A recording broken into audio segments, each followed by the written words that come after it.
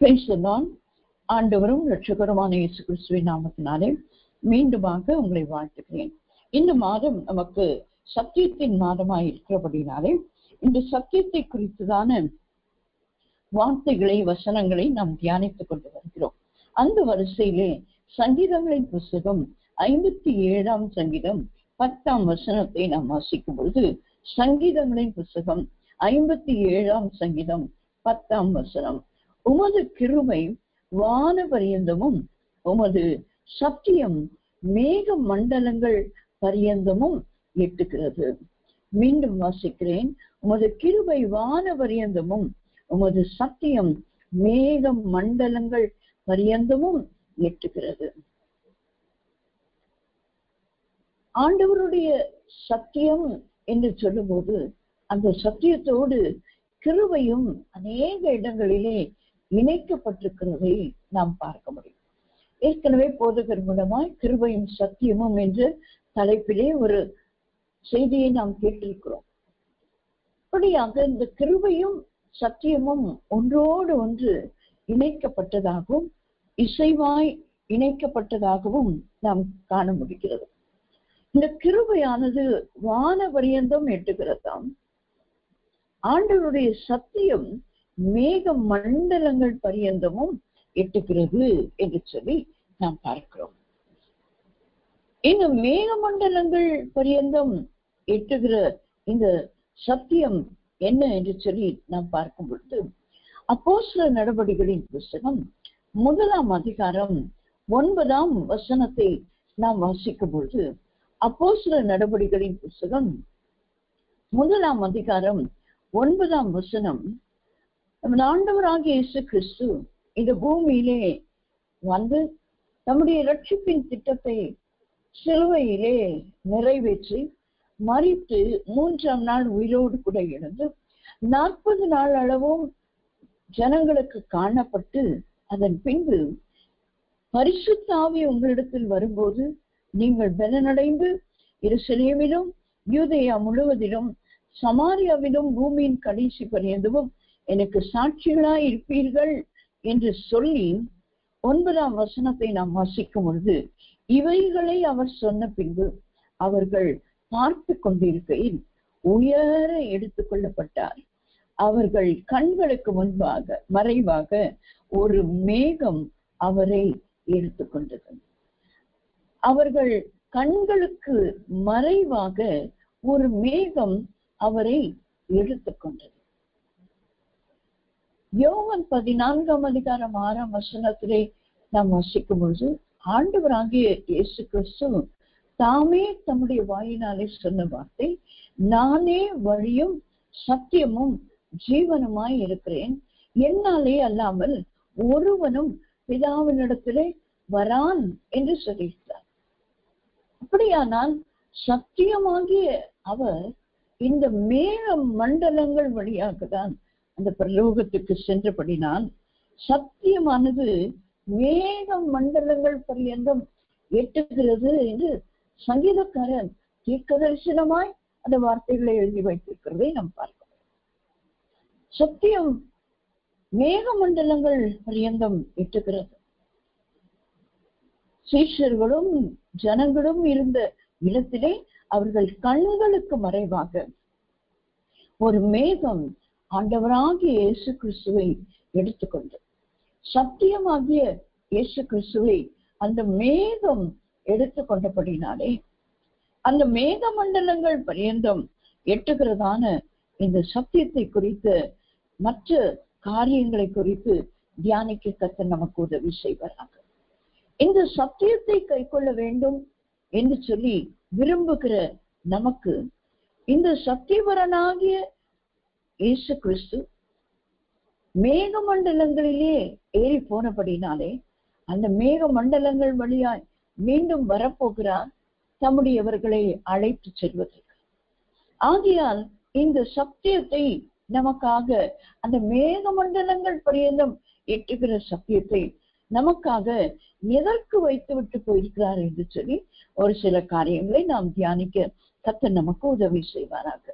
எண்ணாகமத்தின் புஸ்தகம் 9ஆம் அதிகாரம் 17ஆம் வசனம் முதல் நாம் வாசிக்கும் பொழுது என்னாகமம் 9ஆம் அதிகாரம் 17ஆம் வசனம், மேகம் கூடாரத்திலிருந்து மேலே எழும்பும் போது இஸ்ரவேல் புத்திரர் பிரயாணம் பண்ணுவார்கள்.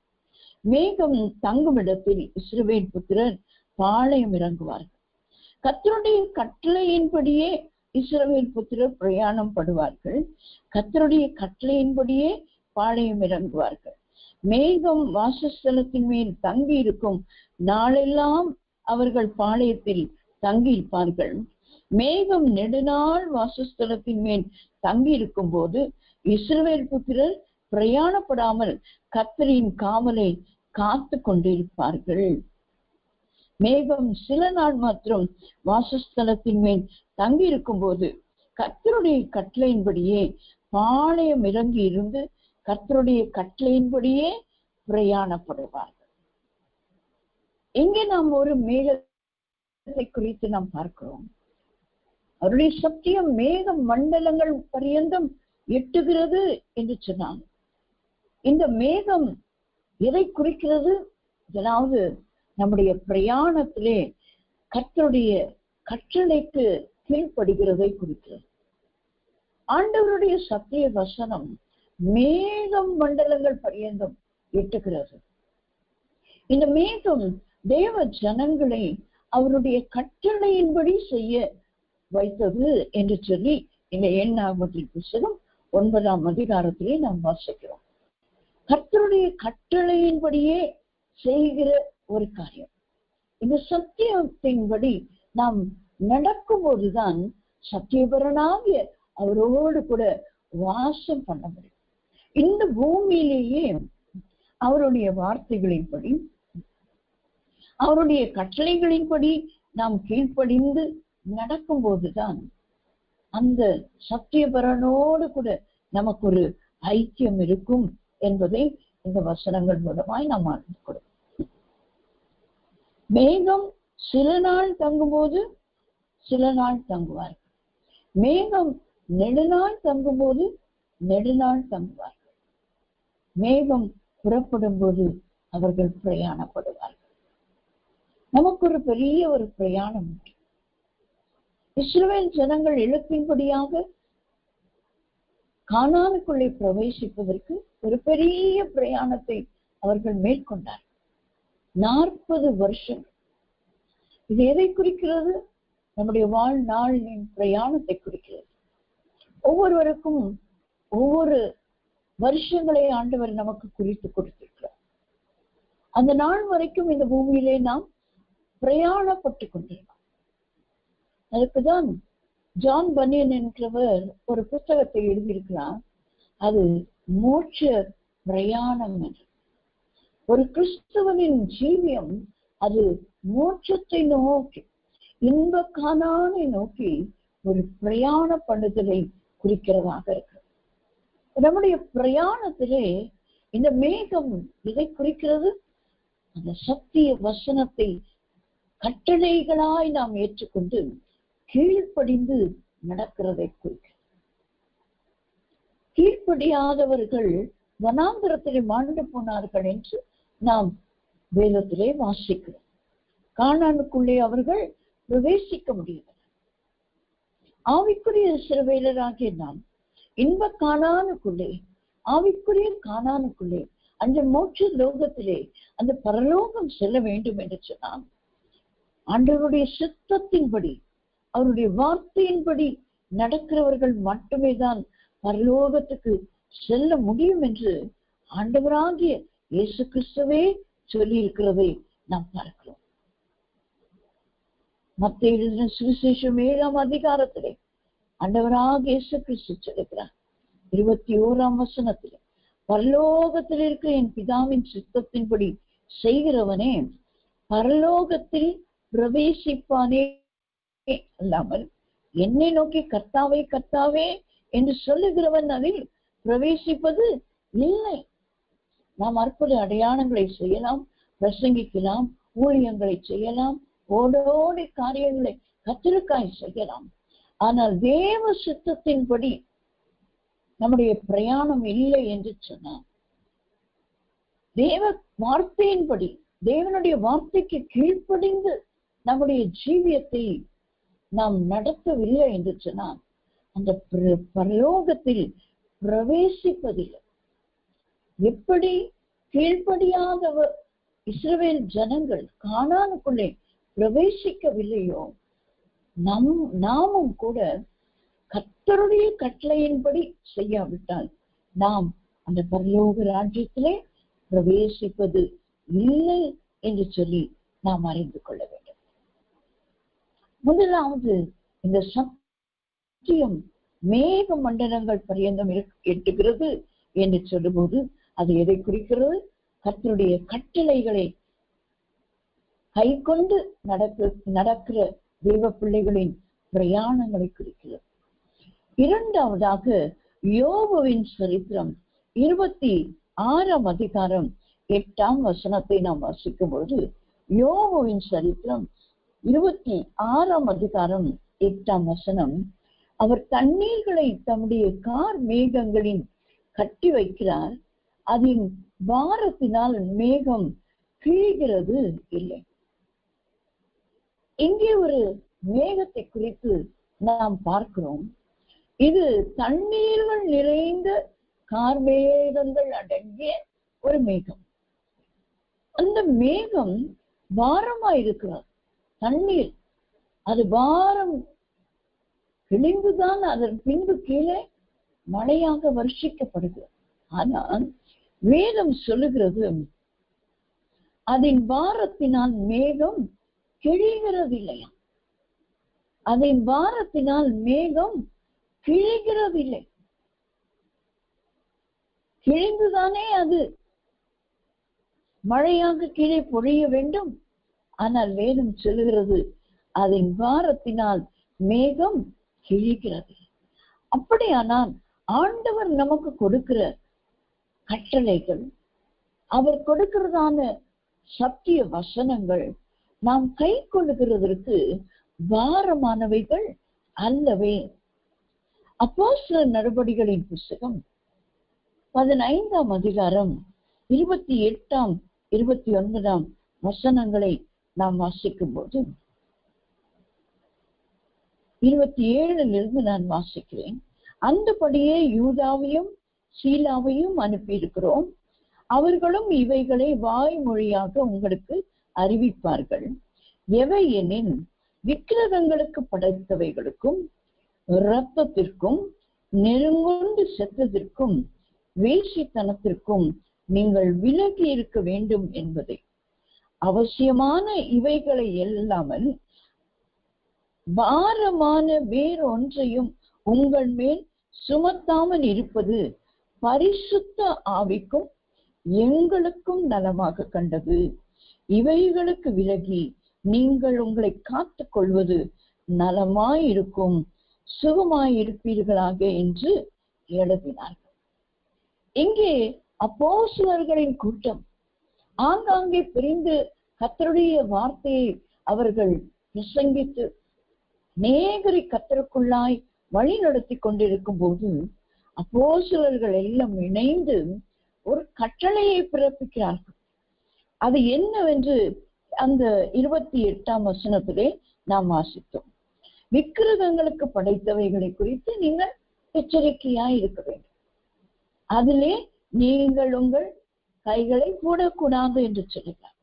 இரண்டாவது, இரத்தத்திற்கும் நம் லேவியராகமத்தின் புத்தகத்திலே நாம் வாசிக்கிறோம், நமக்கு ரத்தம் சிந்துதல் இல்லாமல் பாவம் மன்னிப்பில்லை.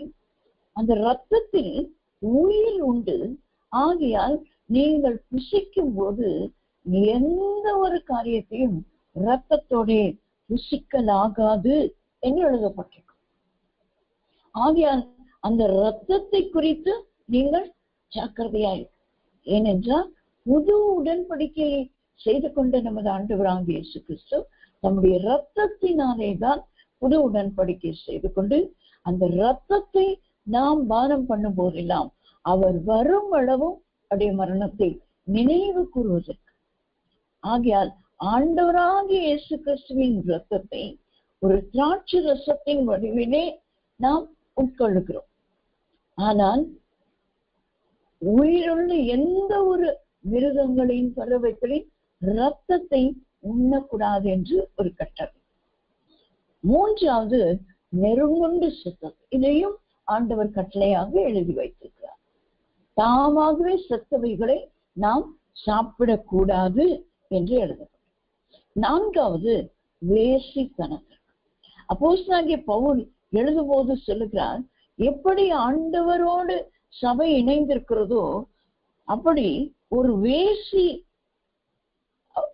அவளுடைய சரீரத்தை விற்று போடுகிறதற்கு சமமாக்கி பேசுகிறதை நாம் பார்க்கிறோம். அப்படியானால் ஆண்டவரோடு கூட இணைகிறதை தவிர வேறு எந்த காரியத்துல நாம் இணைந்தாலும், நாம் இசைந்திருந்தாலும் நாம் வேசித்தனம் செய்கிறோம் என்று அர்த்தம். அதைதான் இங்கே சொல்லுகிறார்கள். ஆனால் அவர்கள் எழுத்தின்படியான வேசித்தனம். பழைய ஏற்பாட்டிலே ஒரு புருஷனுக்கு அநேக மனைவிகள் இருந்தார். ஆனால் புதிய ஏற்பாட்டின்படி கண்காணியானவனாலும் சரி, ஊழியக்காரனானாலும் சரி, அது பிஷப்பானாலும் சரி, யாரானாலும் சரி, அப்போஸ்தலனாகிய பவுல் தீமோத்தேயுக்கும் தீத்துவுக்கும் எழுதும் போது அவர் சொல்லுகிறார், ஒரே மனைவியுடைய புருஷன். அப்படியானால் மனைவிமார்களுக்கும் அது பொருந்தும். ஒரே புருஷனையுடைய மனைவி, ஒரே மனைவியுடைய புருஷன், ஒரே புருஷனையுடைய மனைவி. இது எழுத்தின்படியாகவும் நாம் கீழ்ப்படிந்திருக்க வேண்டும். மட்டுமல்லாமல் ஆவிக்குரிய ரீதியிலே நாம் ஆண்டவராக இயேசு கிறிஸ்துவை அல்லாமல் வேறு எதன் மேலே நம்முடைய அதிகமான கவனத்தையும் அதிகமான இஷ்டத்தையும் அதிகமான நேசத்தையும் அதிகமான பிரியத்தையும் நாம் பிரித்து கொடுக்கிறோமோ அது நமக்கு வேசித்தனத்திற்கு ஏதுவாக இருக்கிறது.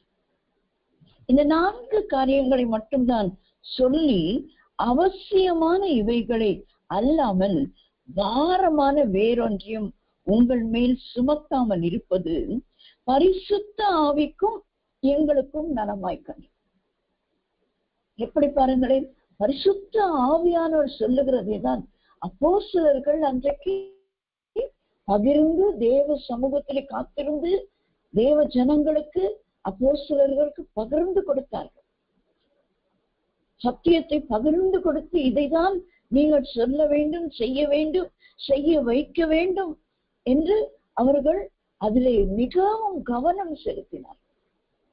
கவனம் செலுத்தி இந்த ஊழியத்தை நிறைவேற்றின அப்போஸ்தலர்கள் சொல்லுகிறார்கள், இதை தவிர வேற பெரிய பாரமான எதையும் உங்கள் மேலே சுமத்துவதற்கு பரிசுத்த ஆவிக்கும் எங்களுக்கும் நலமாக கண்டது. அதிக பாரத்தை உங்கள் மேலே சுமத்தாமல் இருப்பது எங்களுக்கு நலமாக கண்டது. அப்படியானால் ஆண்டவர் சத்தியத்தை மேக மண்டலங்கள் பரியந்தும் எட்டுகிற சத்தியத்தை தேவ ஜனங்களுக்கு கொடுத்திருக்கிறார் என்று சொன்னார். அந்த கட்டளைகள் சத்தியங்கள் நமக்கு பாரமானவைகள் அல்ல. மேகம் எப்படி அந்த தண்ணீர்களின் பாரத்தினால் கிழிந்து போகிறதில்லை, அதுபோல நாமும் கிழிந்து போவதில்லை. இந்த கட்டளைகளை இந்த வேத வசனத்தின்படி நடக்கிறவர்களாய் நம்மை மாற்றிக்கொள்வதிலே அது நமக்கு பாரமாய் இருந்து அது நம்மை கிழித்து போட போகிறது இல்லை. அது நம்மை இன்னும் கிறிஸ்துவோடு கூட ஐக்கியப்பட செய்கிறதாய் இருக்கிறது. மூன்றாவதாக எபிரேயர் எழுதின நிருபம் 12ஆம் அதிகாரம் 1 வசனம் நம்ம எல்லாருக்கும் தெரிந்த ஒரு நல்ல வசனம். எபிரேயர் 12:1. ஆகையால் மேகம் போன்ற இத்தனை திரளான சாட்சிகள் நம்மை சூழ்ந்து கொண்டிருக்க பாரமான யாவற்றை நம்மை சுற்றி நெருங்கி நிற்கிற பாவத்தையும் தள்ளிவிட்டு விசுவாசத்தை துவக்குகிறவரும் முடிக்கிறவருமாயிருக்கு இயேசுவை நோக்கி நமக்கு நியமித்திருக்கிற ஓட்டத்தில் பொறுமையோடு ஓடக்கடவோம். ஹல்லேலூயா. நாம் இந்த பூமியிலே நம்முடைய பிரயாணங்களை என்றைக்கோ ஆரம்பித்து விட்டோம். பிரயாணப்பட்டு கொண்டிருக்கும். பொறுமையோடு பிரயாணப்பட்டு கொண்டு பல பாடு, பல உபத்திரம், பல அவமானம், பல நிந்தை, பல கஷ்டம், பல காரியங்கள். ஒருவருக்குள்ளது இன்னொருவருக்கு இல்லை, ஆனா உண்டு, எல்லாருக்கும் உண்டு. ஆண்டவரே சொல்லிவிட்டு போயிட்டாரே, எல்லாருக்கும் உபத்திரம் உண்டு. ஆனாலும் திடன் கொள்ளுங்கள், நான் உலகத்தை ஜெயித்தேன். ஆகியால் உங்களுக்கும் அந்த உங்களுடைய விசுவாசத்தின் அளவின்படி உங்களுக்கு ஜெயித்து வைக்கும். அவனவனுடைய விசுவாச அளவின்படி அவனவனுக்கு ஜெயம் உண்டு. ஆகியால் தான் விசுவாசத்தை துவக்கினவர் அவர். அவர் முடிக்கும் வரைக்கும் அவரையே நோக்கி பார்த்து ஓடணும். பக்கத்துல இருக்கிறவங்களை பார்த்து ஓடணும்னு சொன்னா இடறி விடுவோம். ஓட்ட பந்தயங்களிலே அதை நாம் நல்லா கவனிக்க முடியும். எல்லா ஓடுகிறவர்களுடைய பார்வையும் எங்க இருக்கும்? அவங்களுடைய அந்த கடைசி கோல் தான் நோக்கி இருக்கும். கடைசியில அந்த கயிறை கட்டியிருக்காங்களா, அதை போய் தொடரணும், அவ்வளவுதான். அங்கதான் இருக்குமே ஒழிய பக்கத்துல இருக்கிறவங்க நம்மளோட ஓடி வராங்களா, பக்கத்துல இருக்கிறவங்க கீழே விழுந்துட்டானா, பக்கத்துல இருக்கிறவங்க என்ன செய்யறாங்கன்றத இவங்க பார்க்கவே மாட்டாங்க. அப்பதான் அப்போஸ்தலனாகிய பவுல் கொரிந்தியருக்கு எழுதும் போது நாம எல்லாரும் ஓட்ட பந்தயத்துல ஓடிக்கொண்டிருக்கோம். எல்லாரும் அந்த பிரயாணத்துல போய்கொண்டிருக்கிறோம். இந்த சத்திய பரனாகிய தேவன் இந்த மேக மண்டலங்களில் எடுத்துக்கொள்ளப்பட்ட போது அவர் கொடுத்து விட்டு போன அந்த சத்திய வசனங்களின்படி நாம் கை கொண்டு நடக்கும் போது அது பாரமாய் நமக்கு இருக்காது. சந்தோஷத்தோட நாம் என்ன பண்ணுவோம்? பொறுமையோட இந்த ஓட்டத்தை ஓடுவதற்கு இந்த மேகம் போன்ற சாட்சிகள். மூன்றாவது நமக்கு பார்க்கும்போது நமக்கு முன் சென்ற சாட்சிகள் நமக்கு. நான் சொன்னேன், நாம் ஓடும்போது நம் பக்கத்துல இருக்கிறவங்கள நம்ம பார்க்க கூடாது. ஆனால் ஓடி முடித்தவர்களுடைய ஓட்டத்தை நாம் பார்க்க வேண்டும் என்றுதான் இந்த வசனம் சொல்லுது. மேகம் போன்ற இத்தனை திரளான சாட்சிகள் நமக்கு முன்னால ஓடி இருக்கிறாங்க. அவர்களுடைய பாடுகள் என்ன? ஒரு ஆபிரகாம் 25 வருஷம் ஒரு வாக்குத்தத்தத்தின் பிள்ளையை பெற்றுக் கொள்வதற்கு காத்திருக்க வேண்டியது. அவன் மனைவியின் வார்த்தை கேட்டு அவன் பொறுமையாய் இல்லாமற் போனான்.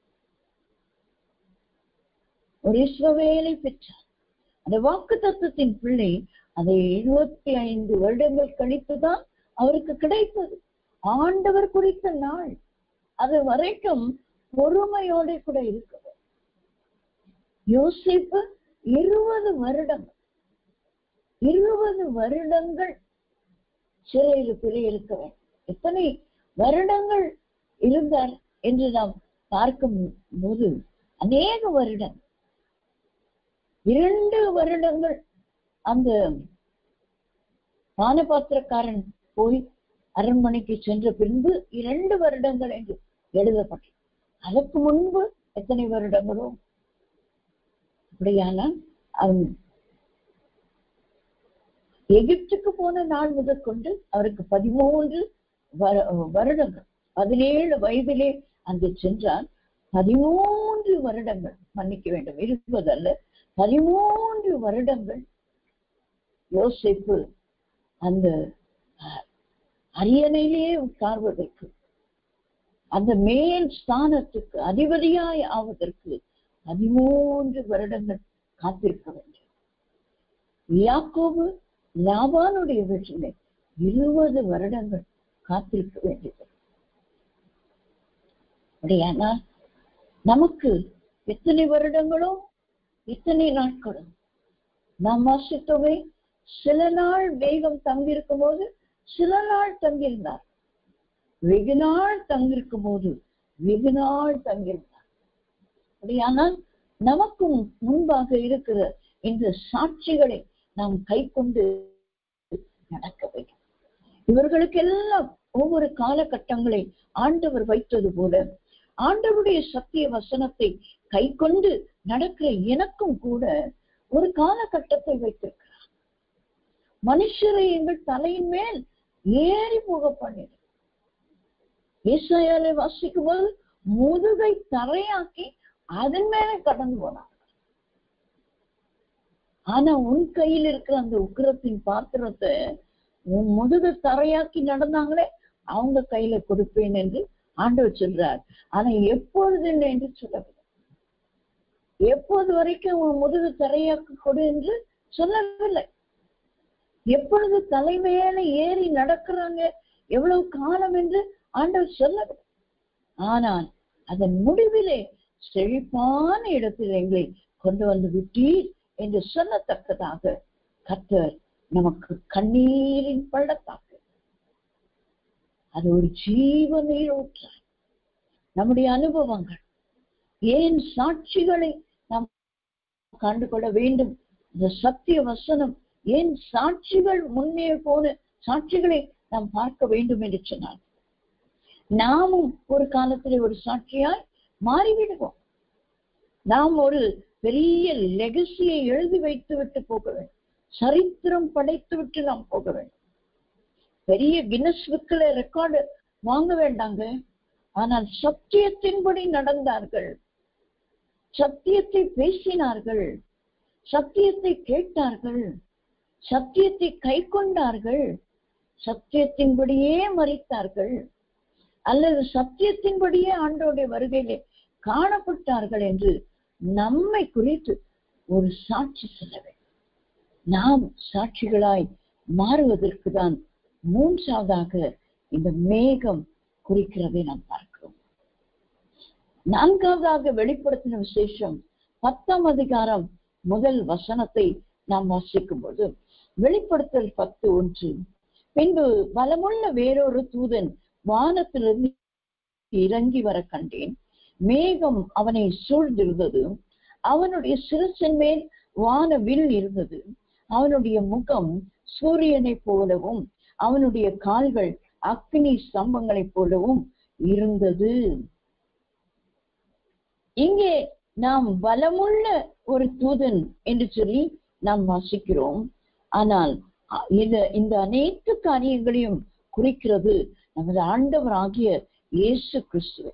முதல் அதிகாரத்திலே அவரை குறித்து நாம் வாசிக்கும் பொழுது அவருடைய முகம் வல்லமையாய் பிரகாசிக்கிற சூரியனை போல் இருந்தது.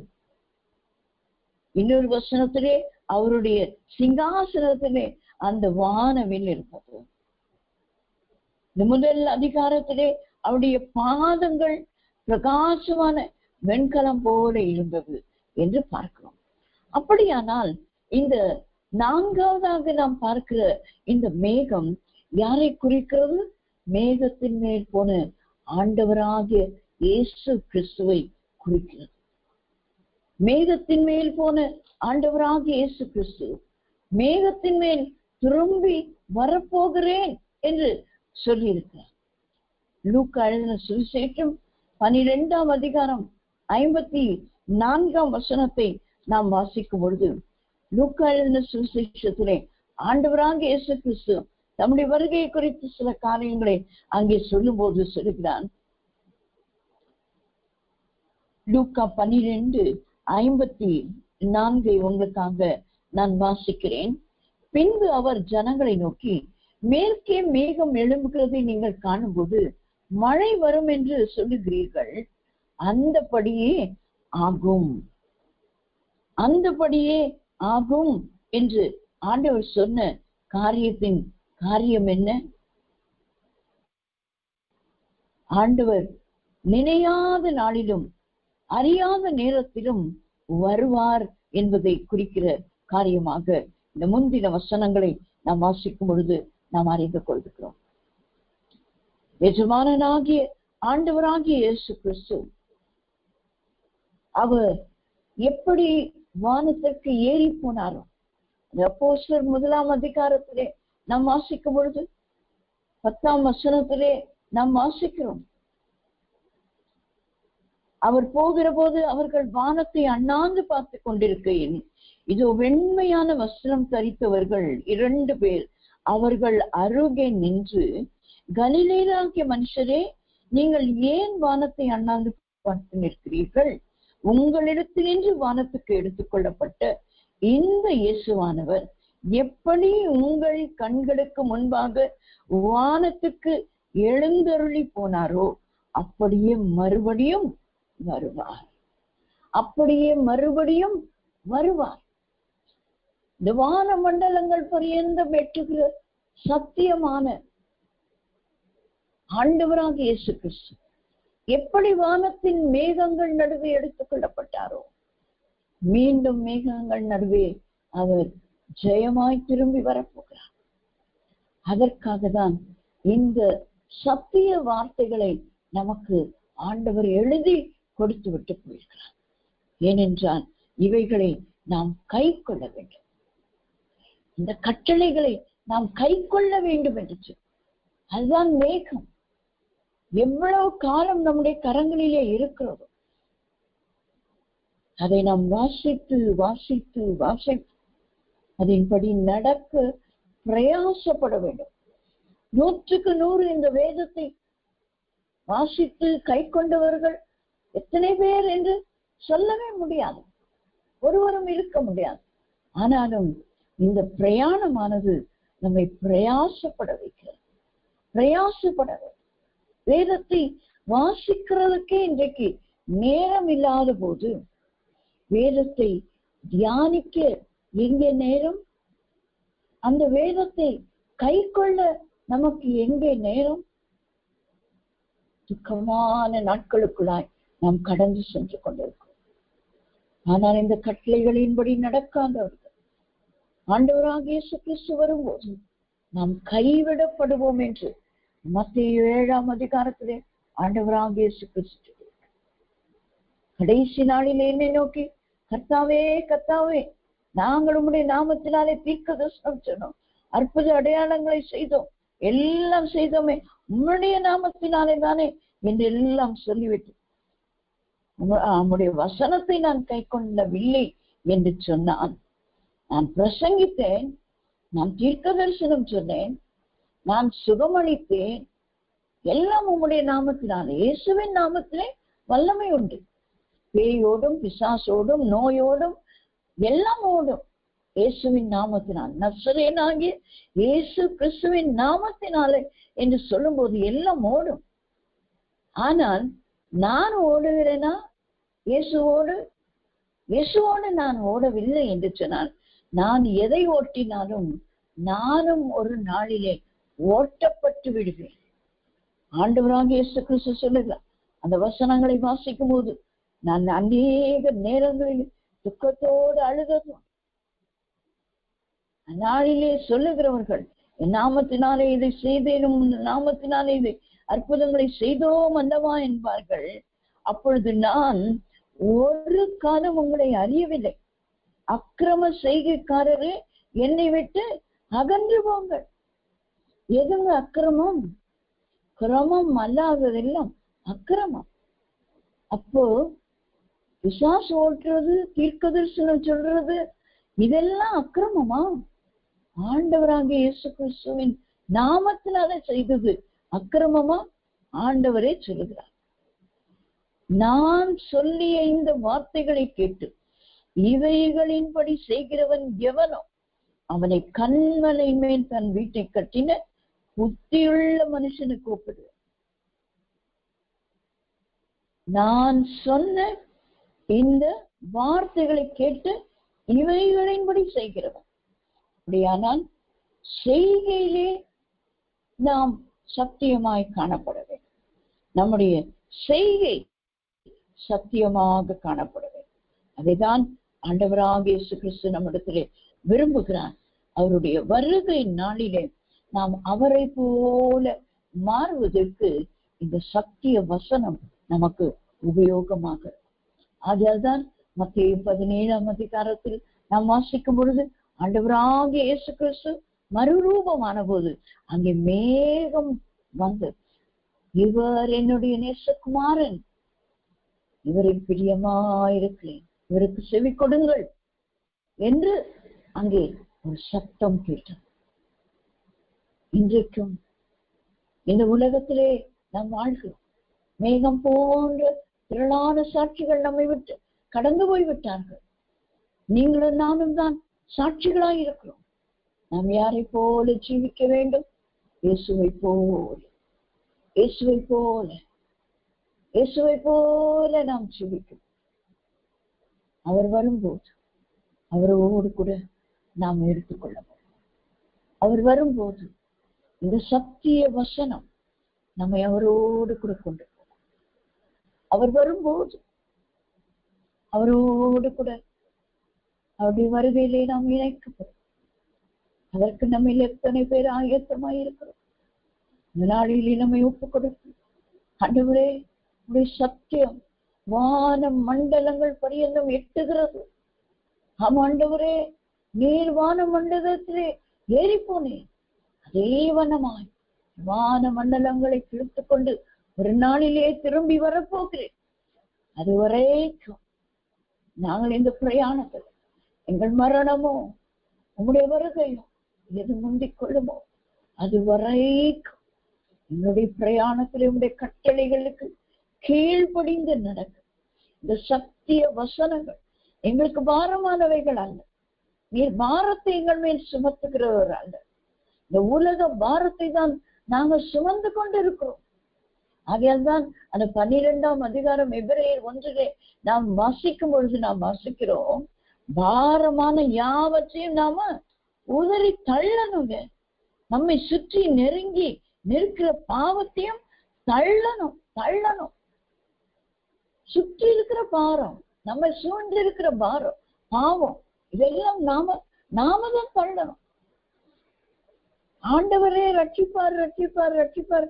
நான் உட்கார்ந்துட்டே இருந்தேனா, என் கைய கூட நீட்டுறதுக்கு எனக்கு திராணி இல்லை அப்படின்னு சொன்னா என்னை எப்படி ரட்சிப்பார்? எனக்கு விசுவாசம் இருந்தால்தான் ரட்சிப்பு. கிருபையினாலே ரட்சிக்கப்படுகிறோம், ஆனால் விசுவாசத்தை கொண்டுதான் ரட்சிக்கப்படுகிறோம். விசுவாசிக்காமல் ரட்சிப்பு இல்லை. நம்முடைய ஒரே பேரான குமாரனை பிதா கொடுத்து ஏன் இவ்வளவாய் அன்பு கொண்டான்? அவரில் விசுவாசமாய் இருக்கிறவனுக்கு தான் நித்திய ஜீவன். விசுவாசியாதவன் ஆக்கினைக்குள் அங்கு தீர்க்கப்படுவான் என்று யோவான் 13, 16, 17 நாம் வாசிக்கிறோம். விசுவாசிக்காம தேவராஜ்யத்துக்குள்ளே நாம் பிரவேசிக்க முடியாது. நம்முடைய விசுவாசம் தான் உலகத்தை ஜெயிக்கிற ஜெயமாக காணப்படுகிறது. ஆகையால் இந்த சத்தியம் வான மண்டலங்கள் பரியந்தம் எட்டுகிறது. பாரமான கட்டளைகள் அல்ல. யார் நிலை நிற்க முடியும்? யார் இதை கை கொள்ள முடியும் என்று அன்றைக்கு இயேசுவானவரோடு இருந்தவர்கள் அநேகர் அவரை விட்டு விலகி போனார்கள். இவர் சொல்றது ரொம்ப கஷ்டம். ஆனா கடைசி வரைக்கும் கிறிஸ்துவை பின்பற்றினவர்கள் அநேகர் இன்றைக்கும் பின்பற்றுகிறவர்களாய் கர்த்தர் நம்ம எல்லாம் வைத்திருக்கிறாரே, எத்தனை பெரிய பாக்கியம். இந்த சத்தியத்தின் மாதத்தில் ஆண்டவரே, இந்த சத்தியத்தின்படிதான் நான் நடக்க வேண்டும். ஒரு சத்தியத்துக்கு சாட்சியாய் நீர் என்னை வையும். என்னை கண்டு அநேகர் உம்மண்டை வர வேண்டும். இனி நம்ம சுவிசேஷம் சொல்றதோ, டிராக்ஸ் கொடுக்கிறதோ, ஊழியங்களை செய்கிறதோ கடினமான காரியம். ஆனால் சாட்சியாய் வாழ்வது மிக எளிதான காரியம். சாட்சியாய் வாழ்ந்து நம்முடைய சாட்சியின் நிமித்தம் அநேகரை கிறிஸ்துவின் அன்புக்குள்ளாய் நாம் கொண்டு வர வேண்டும். அதுதான் இனி வரும் நாட்களிலே நடக்க போகிறது. எவ்வளவு பாடு, எவ்வளவு துன்பம், எவ்வளவு கஷ்டம், எவ்வளவு வேலை, எவ்வளவு பாரம், ஆனாலும் கிறிஸ்துவை இவங்க பின்பற்றுறாங்களே, இதுல என்ன ரகசியம் என்று சொல்லி நம்மையும் அநேகர் பின்பற்றி வருவார்கள். ஆகையால் ஆண்டவராகிய இயேசு கிறிஸ்து மேக மண்டலத்தில் எடுத்துக்கொண்டு போனது போல இந்த சத்தியபரனாகிய தேவன் திரும்ப வரும்போது அவரோடு கூட நாம் எடுத்துக்கொள்ளப்பட வேண்டும். சத்தியம் வான மண்டலங்கள் பரியந்தம் எட்டுகிறது போல நாமும் இந்த சத்தியத்தின்படி நடந்தால் வான மண்டலங்கள் பரியந்தம் எட்டுகிறவர்களாய் மாறுவோம்.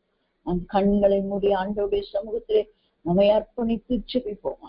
எங்களை அதிகமாய் நேசிக்கிறீங்க நல்ல பிதாவே, தருமையான காலை வேளைக்காக நமக்கு நன்றி செலுத்துகிறோம். இந்த வேளையிலும் ஆண்டவரே, என் சத்தியபரனாகி நீருடைய சத்தியத்தின் நிமித்தம் எங்களுக்கு வெளிப்பட்டீரே, உமக்கு ஸ்தோத்திரம் ஆண்டவரே. ரவலதீனமல பௌஷவாக்குரமலமா சத்தியமானது, உமது சத்தியமானது வான மண்டலங்கள் பரியந்தம் எட்டுகிறது. அதுபோல எங்களுடைய சாட்சியின் ஜீவி, உங்களுடைய வார்த்தைக்கு கீழ்ப்படிந்து நடக்கிற ஜீவியம் ஆண்டவரே கடைசியிலே எங்களை சாட்சிகளாய் நிறுத்துகிறது மட்டுமல்லாமல் உமோடு கூட பறந்து செல்லுவதற்கான ஒரு கிருபையை எங்களுக்கு தருகிறபடினால் இந்த சத்தியம் வான மண்டலங்கள் பரியந்தம் எட்டுகிறது போல நாங்களும் எட்டுகிறவர்களா எங்களை நீ மாற்றுகிறான். தாழ்த்தி உடைய கரத்திலே ஒப்புக் கொடுக்க மீட்பர் இயேசுவின் நாமத்தில் ஜெபிக்கிறோம் எங்கள் நல்ல பிதாவே. ஆமேன், ஆமேன். கர்த்தர் உங்களை இந்த சத்திய பரனாகிய தேவன் உங்களை ஆசீர்வதிப்பாராக. ஆமென்.